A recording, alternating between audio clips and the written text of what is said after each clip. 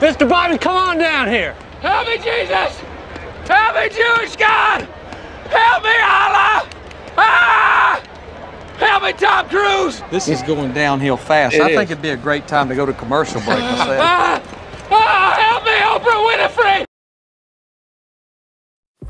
So, I know I've already done a Titan video, and for that I apologize. However, you know, my job here, or at least what I'd like to do on this channel, is give you guys the most up-to-date information on how to be the best in Crucible, and that's what I feel like I'm doing. So, I'm not going to do as deep a dive, and normally I have a script for all this, and kind of read off of it and kind of, you know, just to make sure I get my points. But since I've already done a Titan video, I'm just going to kind of go over the differences that I've experienced with this new loadout and kind of walk you through that and what I've been able to change. And I mean, to be honest with you, man, it does take a little bit more of a skilled hand to be successful with this loadout. But if you can be, man, if you practice, I mean, I would practice in a PvE setting before you bring it into the Crucible. But it is amazing. I've never. My KD is skyrocketed with this loadout. I mean, really, I've been sitting at a bunch of, I mean, really, I haven't really dropped below 3. I got a couple mark of the unbrokens, some 22 KD games. I'm actually going to post that up. I love it, you know, and I have a great time playing with have a great time playing with it as well. You know, at the end of the day, that's what matters. So let's go over it really quickly. So first, last time I chose Lightning Grenade, and Lightning Grenades are amazing. You already know. I told you can lock down space, get kills, take out an entire team. But for this one, I'm going to go with Flashbang. You know, I'll be very honest with you. I got this loadout from AE Gabriel. He's a well-known Twitcher.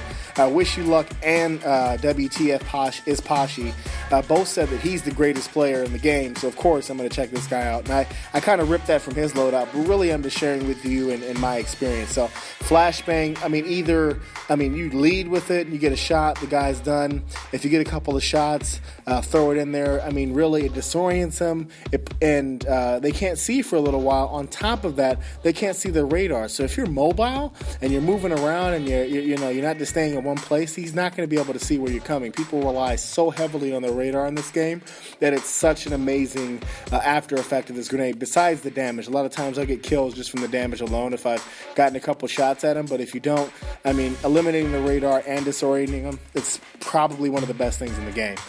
So Flashbang Grenade. Next, before I had increased height, this time I'm going with increased control.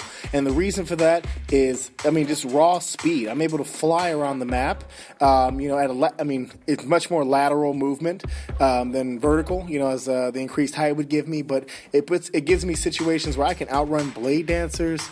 If I'm fighting with somebody, I can get behind him, before he even realizes what's going on, or flanking from the side. It really catches people off guard, and you'll see that I've actually selected videos that kind of that show this in action. So hopefully the clips you're seeing can kind of give you an idea what you're able to do with this.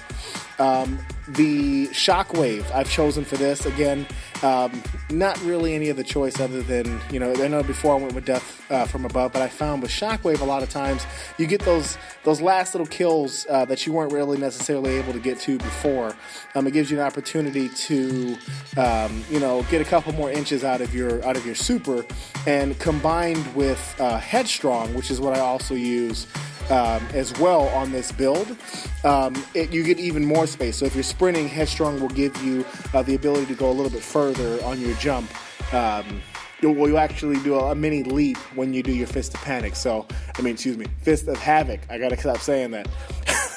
But those two combined, the Shockwave and the Headstrong, it's amazing. Sprinting will increase the leap distance and give you a little bit more agility as well.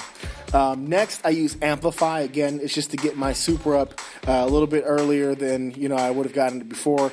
I mean, to be honest with you, again, with the T-Rex arms and the Titan, I'm not going to be going out there punching a lot of folks, and most of the time it's only to finish people off.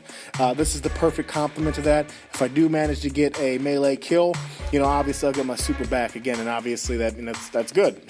That's what I want. And for this build, I go with Titan Codex I, provides armor and recovery, and then Titan Codex VI provides armor, a little bit of armor, and a lot of agility. And this build is all about getting around the map. you know, kind of overwhelming your opponent. It's definitely an aggressive loadout if that's what you like. The other one that I did, the other video, is much more if you like to stay in the mid and, you know, play a little bit of a chess game with the other Guardian. But this one, again, this is in your face. This is, you know, you're overwhelming your opponent. So, you know, I really love it. Oh, and finally, excuse me, shoulder charge. Not only to get around the map, same as I said before, but it's nice to get those one-hit melee kills if they are in your area, decide to creep, especially if you're going to be flanking people. You're going to get a lot of sneak shoulder charges in. So again, this is my quick video. If you have any questions, please feel free to answer. I'm going to post that Mark of the Unbroken gameplay. It was a lot of fun, and I got a few of the gameplays I'm going to be posting up. So thank you for watching. Hope you enjoyed, and let me know what you think in the comments.